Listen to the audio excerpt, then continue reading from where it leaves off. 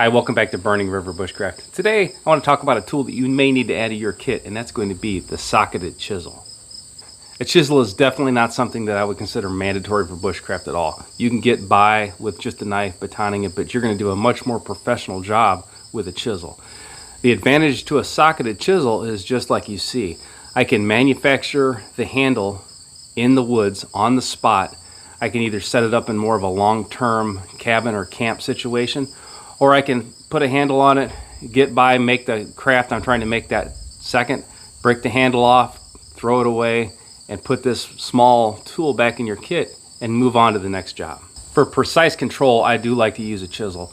I've got a whole set of older chisels. This is like a 2-inch, I think this is a 1-inch.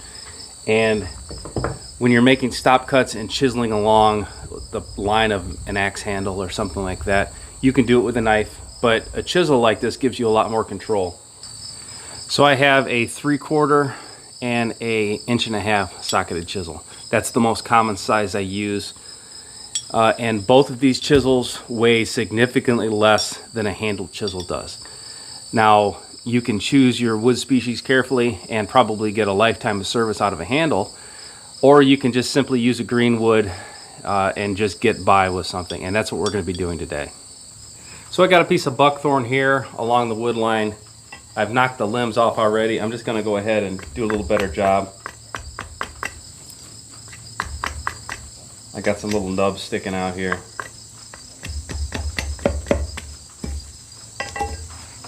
And that'll work for now. So you can make longer handles, which is kind of nice if you're not using a mallet to hit the chisel. So sometimes I like to put a longer one on, but I like one, a fist plus probably 2 or 3 fingers. So I'm going to aim for right around here for the distance. But the first thing I'm going to do is go ahead and get my taper. So I am just going to go ahead and get my depth.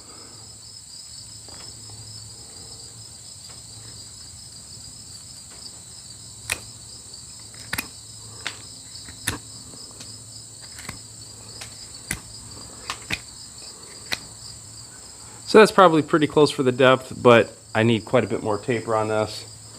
This is a pretty straightforward process.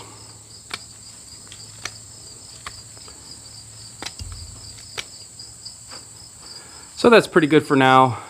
It's on there tight enough. So I'm going to go ahead and give a fist plus 3 fingers. So I'm going to go ahead and make a saw cut right here.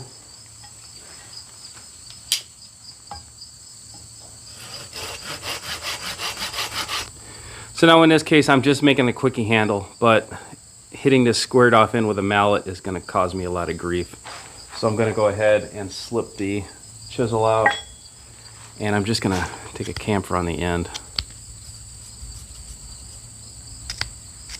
That's going to stop a direct blow on the corner of this, which is going to split it out.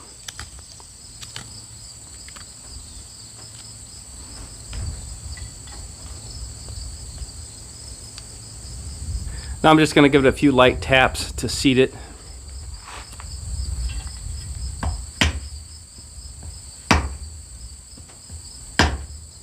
And that's an impromptu on-the-fly handle.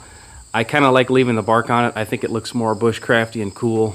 I mean, if I wanted to have the most durable handle, I would probably just stick with the plastic metal-ended handles. I'm looking for lightweight. I'm looking for something that suits my needs, and right now quickie green handle like this is exactly what I'm after. So I've got a cut off piece of that same buckthorn. I'm gonna debark this one and probably make it look a little better. This would be a handle that you plan on using for a weekend or a week or something like that. So I'm gonna take my time and do just a little bit better job. Now on this handle, this is my 3/4 inch. I made it a lot smoother, so it's going to be more comfortable to use, but the main thing is the fit. Because this is a green branch, I was able to upset it a little more when I seated it into the socket. So we can see it's got the bark pushed back a little bit.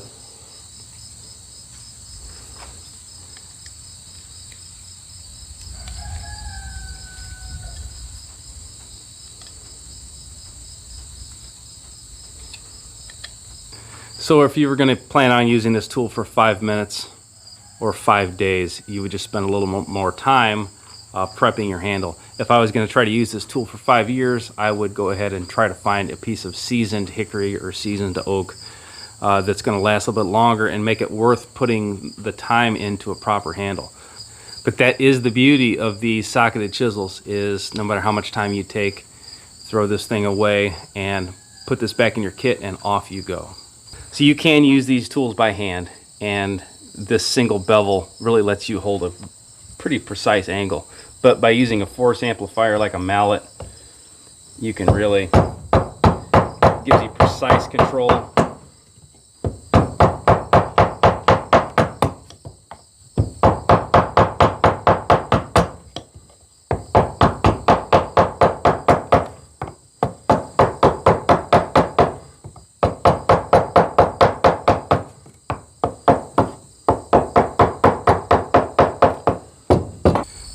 So a socketed chisel without the handle on it weighs probably as much as a pocket knife.